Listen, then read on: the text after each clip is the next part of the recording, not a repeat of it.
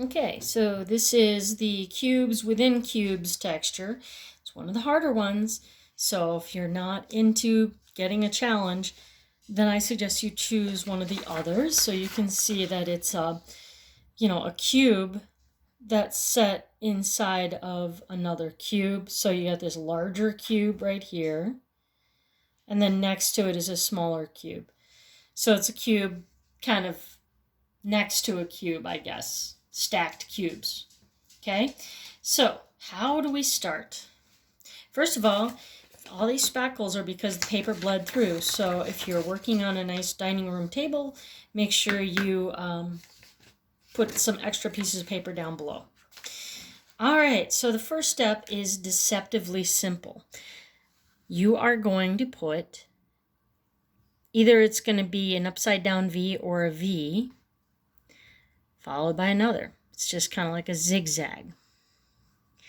So that's your first start. And everyone aces that. All right, you can go all the way across your page. The next step, which is a little bit of a challenge, is to put a square tipped on its side so that it looks kind of like a diamond right underneath that first V. And another diamond. Okay, so it's like a square tipped on its side. It's mostly 90-degree angles, but it's tipped on its side.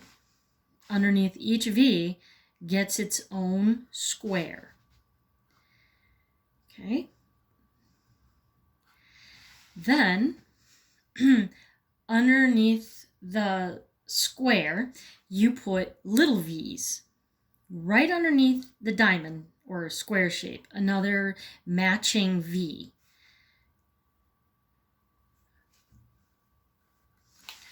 Could be right on top. I'm not sure what the top of the camera is, but each one gets its own matching V.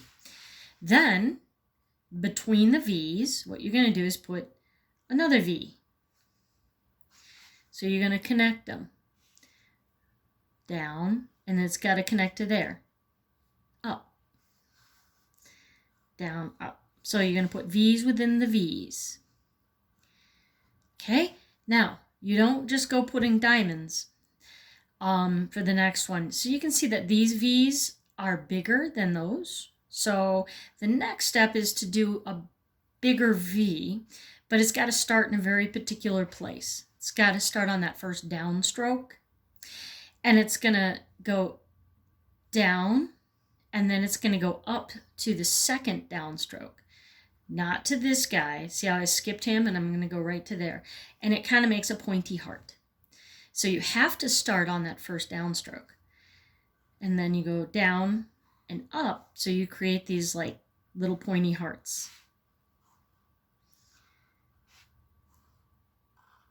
And then what's really important, so that you don't start losing rows, is on that first one you do a downstroke going out, and on the end you do another downstroke going out.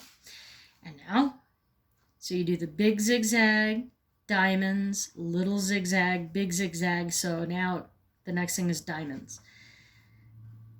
They're really squares tipped on their side. You know, if you don't have perfect 90-degree angles, it's okay. Don't use a ruler on this.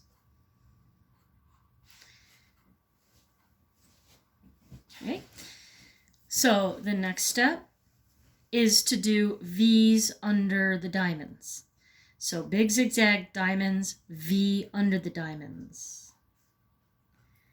And they want to match. You want this V to match the bottom of your diamond, so that it's pretty much parallel. Parallel. This should be parallel to that, because they're ultimately going to be cubes.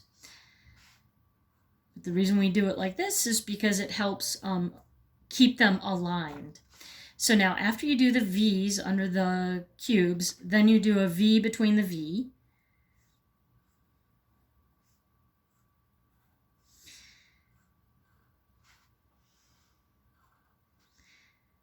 All right, and now we're ready for the next big zigzag. So I got one big zag there, one big zigzag there. Now I'm going to go to my next big zigzag. And it's really important that you start on the first downstroke and you go to the second downstroke.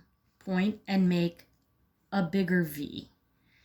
And then you continue on and you make those hearts. And this is a bigger zigzag, so that means that we're going to add the downstrokes on the end. One on this side, one on this side. So I'm going to break it up now because our video's already longer, so I'm going to start a new video. And this is end of part 1.